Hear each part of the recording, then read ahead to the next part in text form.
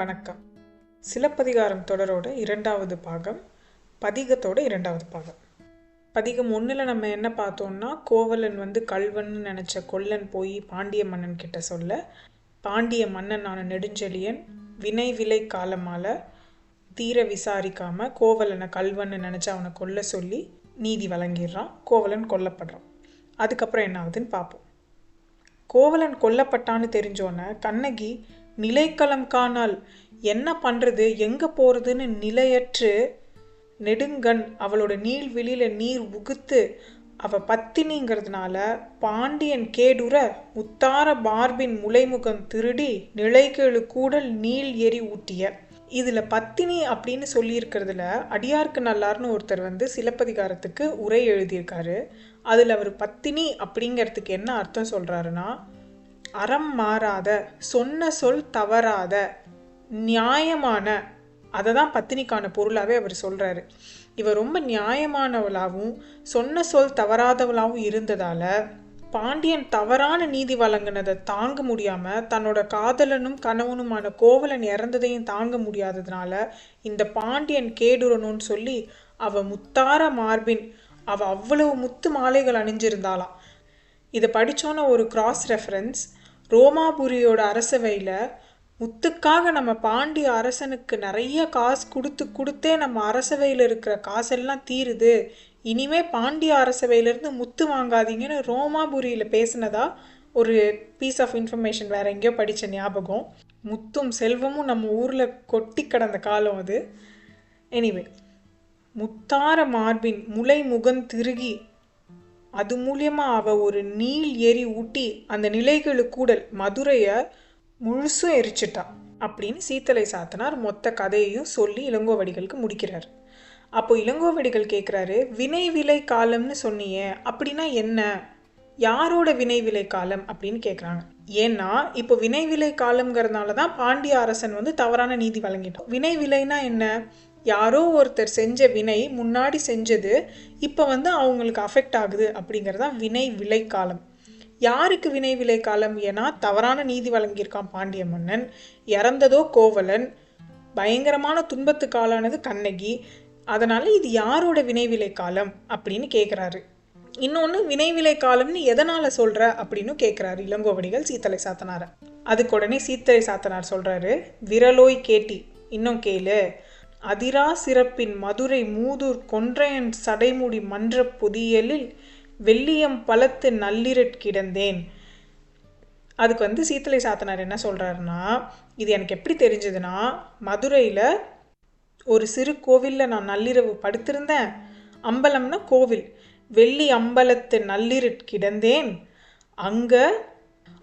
அங்கர் உற்ற வீரபத்தினி முன், வீரபத்தினின்னு யாரை சொல்கிறாங்கன்னா கண்ணகி முன்னாடி மதுரை மாதேவம் தோன்றி, கொதியல் சீற்றம் கொங்கையின் விலை தோய், உன்னோட மனசு கொதிப்புனால உருவான நெருப்பால இந்த மதுரையை நீ எரிச்சிட்ட, முதிர்வினை நுங்கட்கு முடிந்தது ஆகலின், முந்தை பிறப்பில் பைந்தொடி கணவனோடு சிங்கா வன்புகழ் சிங்கபுரத்து சங்கமன் என்னும் வாணிகன் மனைவி இட்ட சாபம் கட்டியது.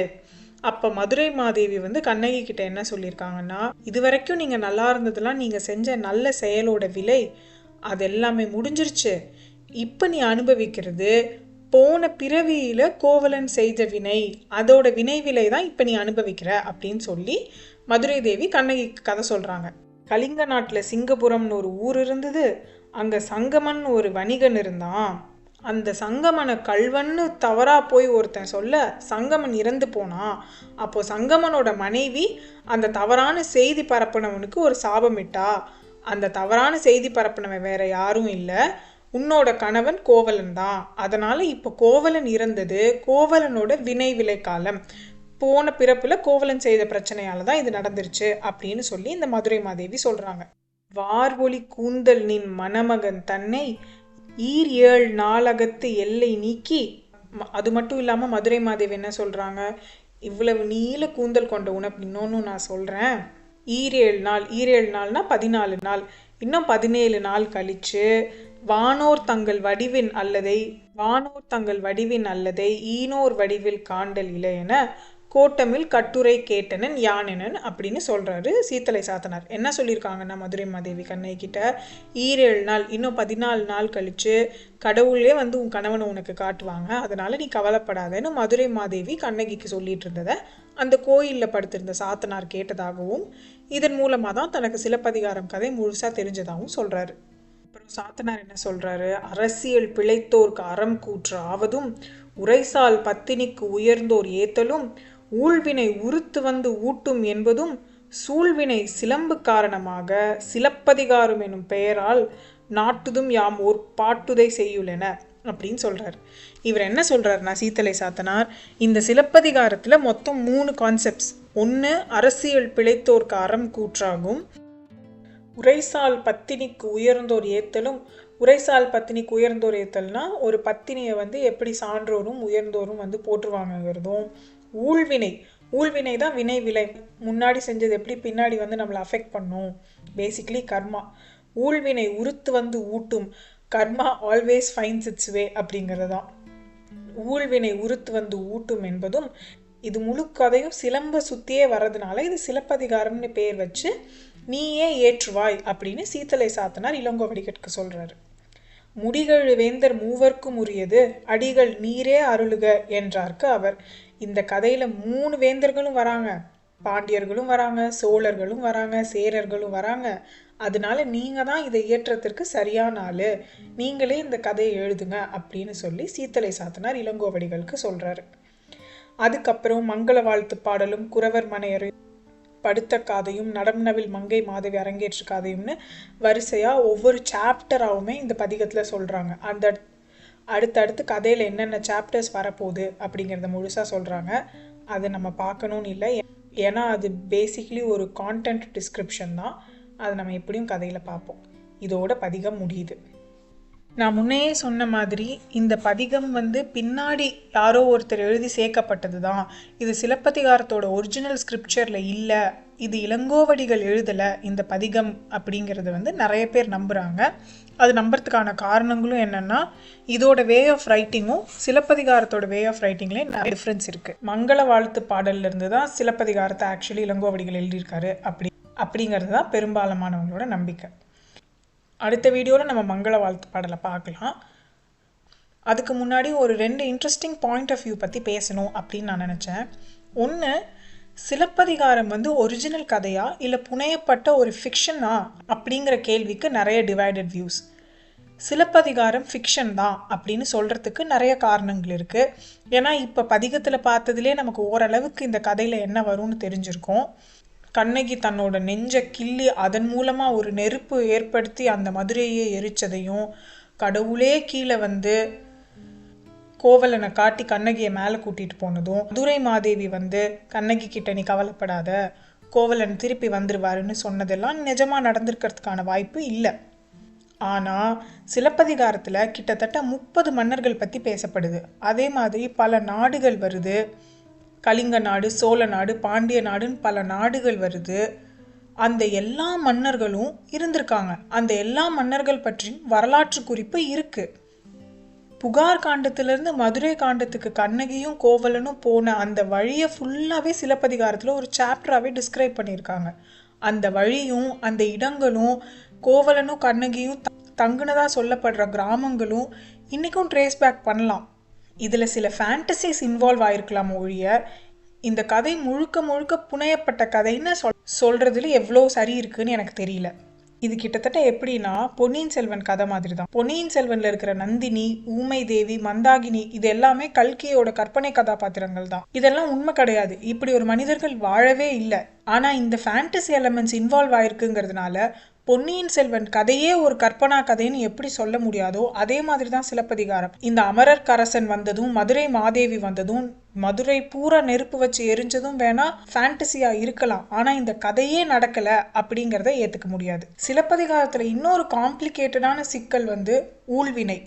இது எப்படி நான் புரிஞ்சுக்கிறேன்னா, இளங்கோவடிகளுக்கு இந்த கதை சொல்லப்பட்ட கதை. இளங்கோவடிகள் ஃபர்ஸ்ட் பர்சனாக இந்த கதையை பார்க்கல, அவருக்கு சீத்தலை சாத்தனார் மூலமாக கேள்விப்பட்ட கதை. அந்த இடங்களில் சில எக்ஸ்பிளைன் பண்ண முடியாத சுச்சுவேஷன்ஸ் வரும்போது அது ஊழ்வினைன்னு எழுதுறாரு. இப்போ உதாரணத்துக்கு சொல்லணும்னா, ஒரு மன்னன் கிட்ட வந்து ஒருத்தன் திருடன் அப்படின்னு சொன்னால் எந்த மன்னனுமே அவனை கொல்லுங்கன்னு சொல்ல மாட்டாங்க. மன்னன் உடனே என்ன சொல்லுவான், அவனை இங்கே கூட்டிட்டு வாங்க விசாரிக்கலான்னு தான் சொல்லுவான், யாரா இருந்தாலும். ஆனால் இந்த மன்னன் உடனே கொல்லுங்கன்னு சொன்னதை இந்த காரணத்தை வச்சு விவரிக்க முடியாமல் இருக்கிறதுனால மேபி இளங்கோவடிகள் இதை ஊழ்வினைன்னு சொல்லலாம். இன்னொன்று, இந்த கதை சங்க காலத்தோட இறுதி கட்டத்தில் எழுதப்பட்டிருக்கும் அப்படிங்கிறது தான் கணக்கு. ஏன்னா இளங்கோவடிகள், சீத்தலை சாத்தனார்லாம் அந்த டைம் பீரியடில் தான் எக்ஸிஸ்ட் ஆகிருக்காங்க. சிலப்பதிகாரத்தோட ஆக்சுவல் ரிட்டன் ஸ்கிரிப்சர்ஸ் கிடைச்சது என்னவோ 10ஆம் நூற்றாண்டு 12ஆம் நூற்றாண்டுலேருந்து தான். ஸோ அது வரைக்கும் இந்த சிலப்பதிகாரம் சொல் வழியாக தான் பரப்பப்பட்டிருக்கு. அதனால இதில் அடிஷ்னலாக கதைகள் சேர்க்கப்பட்டிருக்கலாம். பட் இந்த மொத்த கதையும் நடந்திருக்க வாய்ப்பே இல்லை அப்படின்னு நம்புறது சரியில்லை. ஏன்னா இதில் இருக்கிறவர்களும் நாடும் இருந்ததற்கான வரலாற்று சான்று நிறையவே இருக்குது.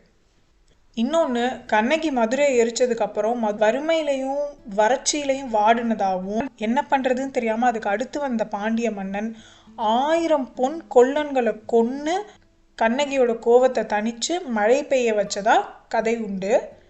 அதுக்கப்புறமா ஸ்ரீலங்காவில், அதாவது இலங்கையில் இதை ஃபாலோ பண்ணதுக்கான எல்லா வரலாற்று சான்றுமே இருக்குது.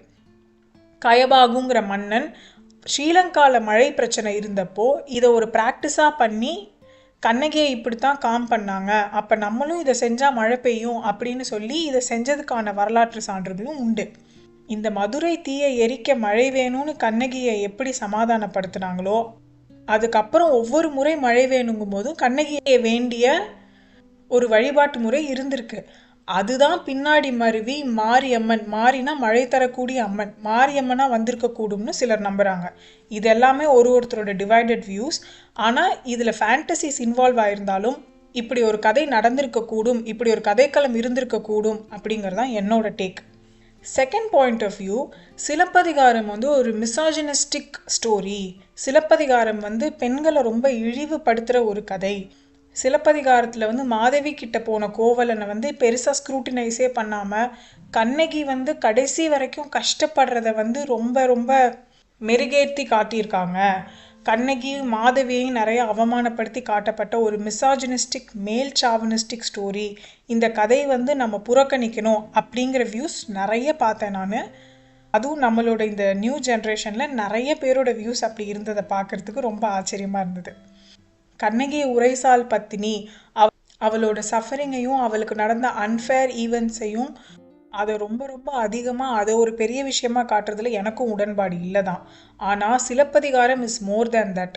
மக்கள் அப்போ எப்படி வாழ்ந்தாங்க, ஒரு நாடகம்னா அதுக்கு மேடை எப்படி அமைக்கணும், அந்த நாடகம் எப்படி இருக்கும், ஒரு விழான்னா அது எப்படி நடக்கும், அந்த காலத்தில் எத்தனை சமயங்கள் நம்ம பின்பற்றி இருக்கோம், அந்த காலத்தில் பௌத்த மதம் எப்படி இருந்தது, அந்த காலத்தோட கடவுள் வழிபாட்டு முறை எப்படி இருந்தது, அந்த காலத்தில் தமிழ் எப்படி இருந்ததுன்னு ஆயிரம் விஷயம் இருக்குது சிலப்பதிகாரத்தை பார்க்குறதுக்கு.